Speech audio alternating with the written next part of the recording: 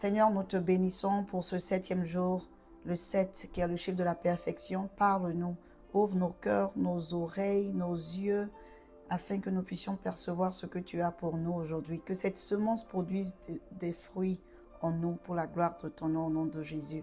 Amen. Shalom, shalom, j'espère que vous allez bien. Bienvenue au 7e jour. Aujourd'hui, nous allons parler d'un sujet que tout le monde comprend, la tentation, les choix et comment la sagesse peut littéralement nous sauver des situations compliquées. On va décortiquer chapitre 7, un chapitre qui est plein de suspense, de mise en garde et de vrais conseils pour la vie de tous les jours. Donc, pourquoi ce proverbe est d'actualité? Parce que Salomon est en train de nous dire que la sagesse est notre bouclier. Dans ce monde-ci, plein de pièges, cela montre combien de fois le Seigneur est l'ancien des jours. Il est l'alpha, l'oméga. Il n'a pas changé. Parce que ce sont des leçons qui s'appliquent même aujourd'hui. Ce chapitre nous montre aussi que la sagesse, ce n'est pas d'être parfait. C'est juste être assez attentif pour éviter ce qui te semble cool au début, mais te détruit plus tard. Chaque choix est un pas vers la personne que tu dois devenir. En cette saison, tu dois devenir une nouvelle personne. Tu dois être dans la capacité de ta nouvelle personne. Donc, il faut traiter la parole de Dieu comme un trésor. Il faut que le chapitre des proverbes que tu es en train de lire, les différents chapitres de la Bible, soient sur ton cœur comme des trésors. Dis, garde mes paroles comme un trésor. Imagine, tu ne jettes pas ton téléphone n'importe où, tu ne jettes pas tes paires de baskets, ton sac à main, les choses qui sont importantes pour toi, tu ne les jettes pas n'importe où, tu ne veux pas que quelqu'un marche dessus.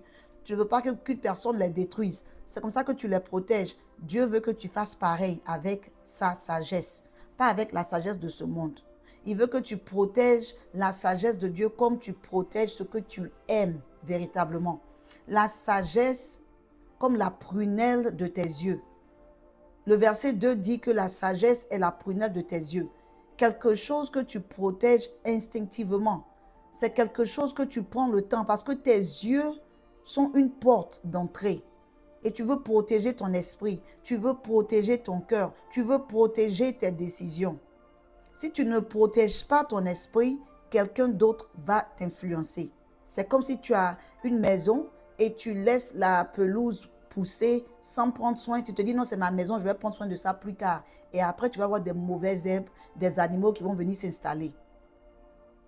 Il nous demande aussi au verset 3 d'écrire la sagesse sur la tablette de notre cœur.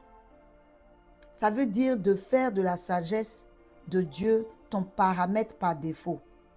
Pas juste un truc que tu regardes quand tu es en galère, quand tu as besoin de support ou tu vas sur Google rapidement. Non. La sagesse, ce n'est pas juste pour une fois. Parce que ce que tu mémorises devient ce que tu fais automatiquement. La sagesse comme une sœur. Au verset 4, il te dit que de prendre la sagesse comme une sœur, comme quelqu'un de proche. Parce que quand une personne est proche de toi, elle peut te mettre en garde, elle peut te donner des conseils et tu vas l'écouter. Donc chéris la sagesse. Laisse la sagesse être l'ami qui te dit toujours la vérité. Bien-aimé, si tu es quelque part, tu peux cacher ton comportement où les gens ne te voient pas, mais la sagesse de Dieu, l'Esprit de Dieu qui est en toi va te dire que ça, c'est pas bon. Enlève ton pied là, sors, tourne ici, fais cela. La sagesse va toujours te protéger des mauvais choix. Mais tu as toujours aussi un choix. Le verset 5 dit que la sagesse te garde loin de la tentation. La tentation, comme on avait déjà discuté, c'est tout ce qui semble bon, mais te blesse après. Les mauvaises influences, les relations compliquées, les secrets, les mauvais plans.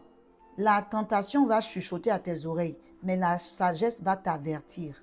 Salomon observe un mauvais choix en direct.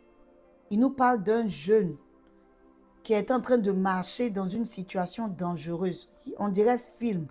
Pas parce qu'il était mauvais, c'était un enfant qui était bien. Pas parce qu'il ne réfléchit pas. Cela pourrait s'appliquer à une personne aujourd'hui.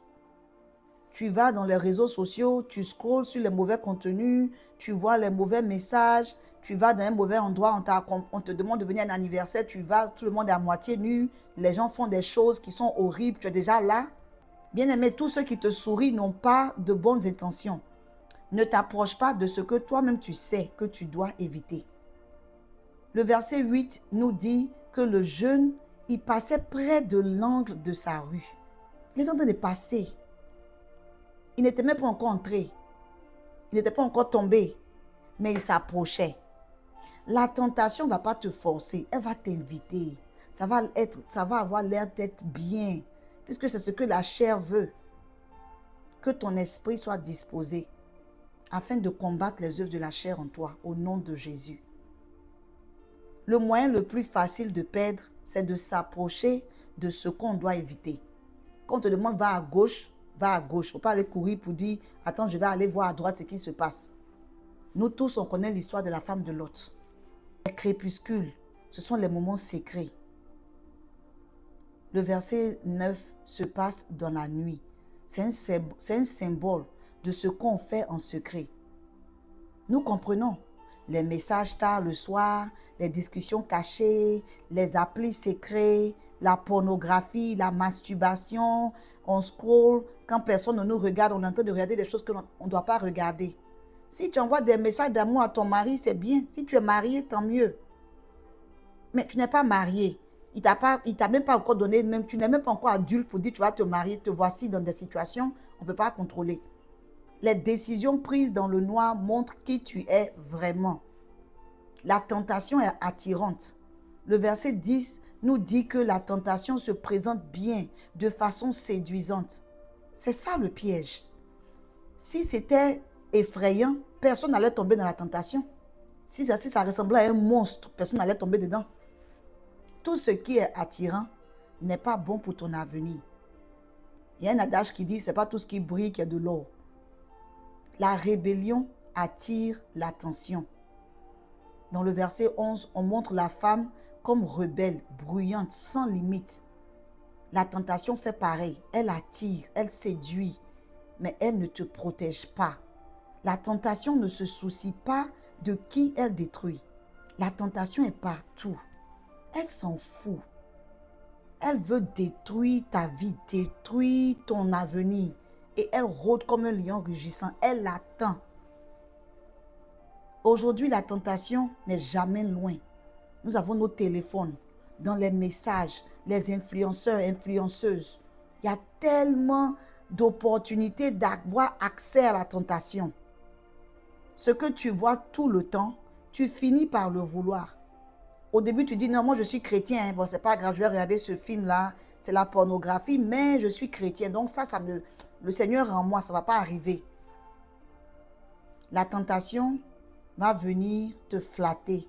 Tu utilisais les mots doux. On voit au verset 13, du verset 13 au verset 15. Tu connais, tu es spécial, personne ne va savoir. C'est juste une fois. Il ne faut même pas essayer même de dire à quelqu'un. La tentation justifie le péché. Avant que tu tombes dans le péché, la tentation t'aide à avoir une idée, une pensée qui va justifier le péché dans lequel tu vas tomber. Ne confonds pas attention et puis affection. Parce que la tentation va venir comme un piège. Versets 16 à 18. Tout est beau, parfumé, agréable. La tentation crée une ambiance parfaite pour te faire baisser ta garde. Hey, Seigneur, défends-nous, protège-nous en cette année, en cette saison. Si ça semble trop bien, trop vite, bien-aimé, fais attention. C'est une fausse sécurité. Vous voyez, verset 19 à 21, la dame a commencé à raconter, mon mari n'est pas là, il faut venir. Des fausses promesses, des mots rassurants, il a pris beaucoup d'argent, tout ça.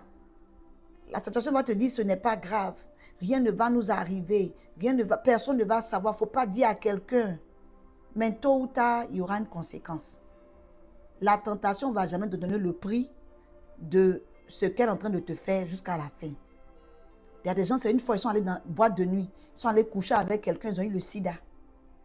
Ils ont été tentés. Non, c'est une fois seulement. Ah, c'est une fois, d'accord. Boum. Que Dieu nous aide. Versets 22 à 23, le jeûne est vu comme un animal qu'on mène à l'abattoir. ils ne réalisent pas le danger. Le mauvais choix ne semble mauvais qu'après l'avoir fait. C'est quand tu finis de bien écouter la tentation, bien écouter au diable, c'est là que tu te dis « Waouh, j'ai déconné ». Vraiment, la grande leçon pour Proverbe 7, c'est que la sagesse protège ton futur, ton cœur, ta réputation et ta paix. Bien-aimé, la sagesse ne limite pas ta vie. N'écoute pas les gens qui te disent « Tu as une vie à vivre, il faut tout essayer, ça va aller ». Non, la sagesse te protège.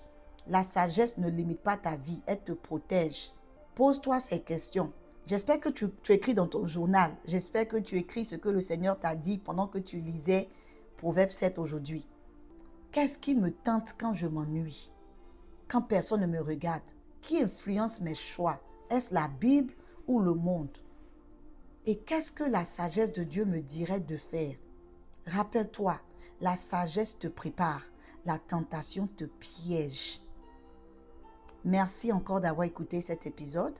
Si tu connais une personne qui aurait besoin d'entendre cela, s'il te plaît, partage. À très bientôt, à demain, par la grâce de Dieu, nous allons parler de Proverbe chapitre 8. N'oublie pas, reste enseignable, reste dans la prière, et puis quoi d'autre? Exactement. Et laisse le Saint-Esprit te guider. Sois béni.